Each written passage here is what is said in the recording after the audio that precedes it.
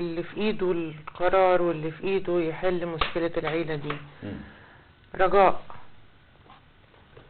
سرعة في التنفيذ والرحمة بالبني ادمين، واحنا في ايام مفترجة، كل سنة ومصر طيبة. رجاء استغاثة نتمم العقد ده علشان والدي يستريح ويطمن على اولاده. هو كان سؤال ليه حسين سالم بيتبرع بالمبالغ دي كلها؟ علشان عايز ولاده واحفاده يعيشوا في سلام وامان، يعيشوا عيشة طبيعية زي بقية البني ادمين. اللي حصل حصل، ثورة ودخلنا فيها كلنا، في ناس دفعت الثمن كتير، وناس في مصر برضو الناس اللي ما عندهاش مشاكل زينا برضو بتعاني من الثورة دي. ربنا يصلح الحال للجميع وربنا يفك ضيقنا. خالد. والله بص، يعني البلد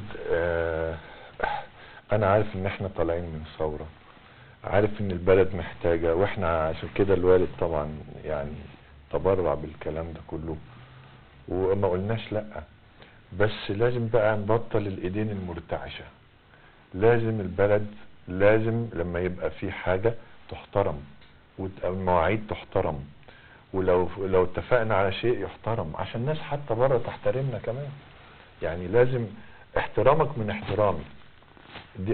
يا جماعة البلد مش هتمشي بالشكل ده، لازم يبقى في احترام للمواعيد، احترام للعقود، احترام للوقت، احترام للعمل، احترام للأسرة، احترام للناس بعضها البعض. ده ربنا قال كده سبحانه وتعالى. اللي انا بقوله ارجوكم يا جماعة احترموا مواعيدكم، احترموا عقودكم ارجوكم، عشان البلد تمشي وتطلع لقدام. ما عنديش حاجة تانية. حسين بيه، لو عايز تقول حاجة للناس اللي بتتفرج علينا في مصر تقول لهم ايه؟ قول له الأرض خالص كده 25 يناير كانت خطة كبيرة من الإخوان. 25 يناير كانت مؤامرة كبيرة من الإخوان، كانت خطة كبيرة، خطة كبيرة، خدعة كبيرة من الإخوان وعن ربنا وأنت خاف ومن قطر. وربنا نجانا في 30 يونيو. ربنا نجانا. الحمد لله. عايز تقول ايه للمسؤولين اللي بيتفرجوا علينا دلوقتي بخصوص القضية بتاعتك؟ قولوا الناس بقى عيد مرتعشة، نفذوا القانون. بلاش ايدي مرتعشة ونفذوا القانون، صح كده؟ انا فاهم صح؟ انا بقيت فاهم اهو خلاص كل الكلام. كلام مسؤول الحمد لله. انت متفائل ان الموضوع يخلص ان شاء الله؟ لا طول ما العيد مرتعشة لا. إذا مرتعشتش لو الايد ما ارتعشتش طيب انا بشكركم شكرا جزيلا. الله يخليك.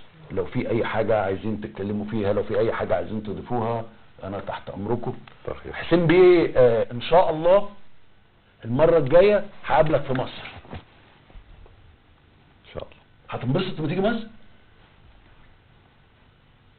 اول ما تيجي مصر اول حاجة عايز تعملها ايه في مصر؟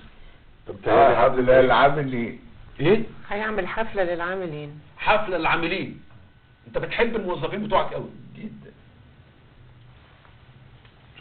هنعمل عمرة.